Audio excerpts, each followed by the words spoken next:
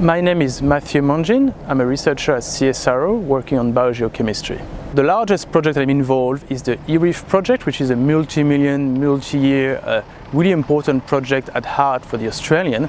And the whole idea of the project was to build an information system for the Great Barrier Reef. The Great Barrier Reef is a really large, one of the biggest ecosystems in the world, spanning more than 2,000 or 3,000 kilometers.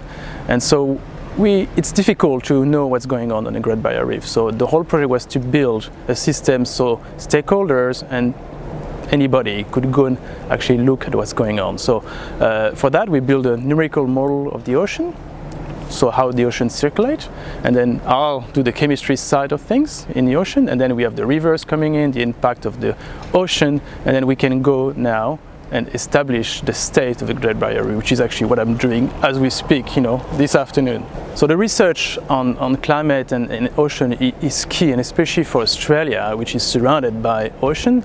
I'm really passionate about the Great Barrier Reef, but there's a lot of other ecosystems at play here. Just here in the Hobart River in Tasmania, we also have a lot of projects looking at the impact of fish farming, for example. There's a lot of salmon farming in Australia, and in Tasmania especially. This is really important to assess how does impact the ocean and the surrounding environment. That's key for research because we need to feed people. So we need to work here hand in hand with the people who are doing fish farming and the agriculture in Australia as well. We are really interested in what's going on when we change a paddock, from forestry to have cow or to have sugarcane. How does it impact the ocean as the sediment and things go down the waterways? So that's really important. That research is key to keep the balance between us, population, human activities, the changing climate, but keeping also the ocean as pristine as possible.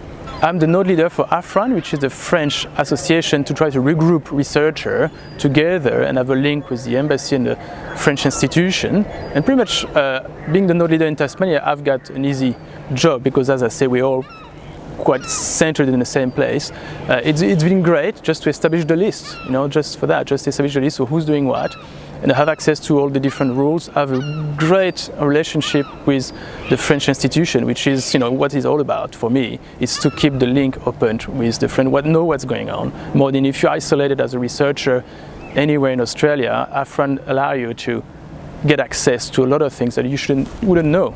And I've been invited to a lot of events by the embassy just for that, and it's great to keep those links open because there's a lot of rules, a lot of schemes where we can apply for funding, for a lot of different things where we don't necessarily know or don't have the patience to go and browse to the site web and stuff, and AFRAN is great for that.